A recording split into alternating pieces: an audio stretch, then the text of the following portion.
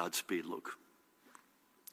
Before we move forward at the other end of the spectrum, I want to briefly address the images on I can't believe this, on social media this morning from the New York Young Republican Club that allegedly snuck into Jersey City last night to hold a gala fundraiser after they couldn't find a venue in their own city due to the pandemic. So from the videos on social media, and certainly this picture, there is no obvious attempt to enforce social distancing or face masks, even though wearing masks indoors in New Jersey is mandatory at organized gatherings when individuals are not eating or drinking. It is beyond the pale that anyone would willingly endanger people in another state, never mind their own.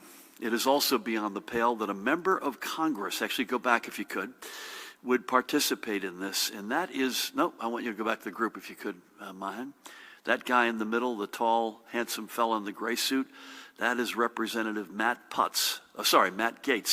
And based on his past performances, it is obvious being a knucklehead is not beyond the pale for him. He was actually Sarah Palin's backup act for this event. Now, if you go to the next kind of a scene, that's Matt again, earlier this year. Kind of a scene out of Dr. Strangelove. What a fool.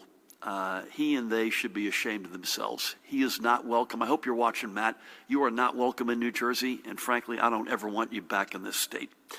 Now, to be sure, and Pat knows this, Jersey City law enforcement is currently investigating this matter, and we will assist their investigation in any way necessary and take action as appropriate. Next up, again, from that gear to something that actually does matter, several New Jersey hospitals are pre-positioning to receive the first shipments of Pfizer's coronavirus vaccine.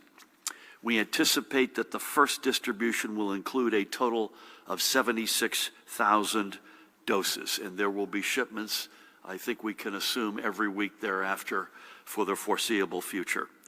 This pre-positioning is important to ensure, first, that delivery and storage systems work, and second, to assist the federal government in expediting shipments and delivery. We will be situated to begin providing vaccinations once the vaccine receives emergency use authorization from the FDA.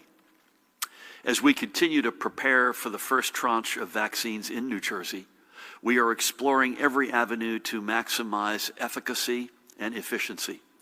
To that effect, today I'm signing an executive order to change the inclusion into the New Jersey Immunization Information System from an opt-in to an opt-out program for any resident who chooses to receive a COVID-19 vaccination. This means that if you wish to be vaccinated against COVID-19, and believe me, if we tell you it's safe, we want you to do that, you don't have to first opt into the system to make sure that your 2-dose regimen is properly tracked and managed.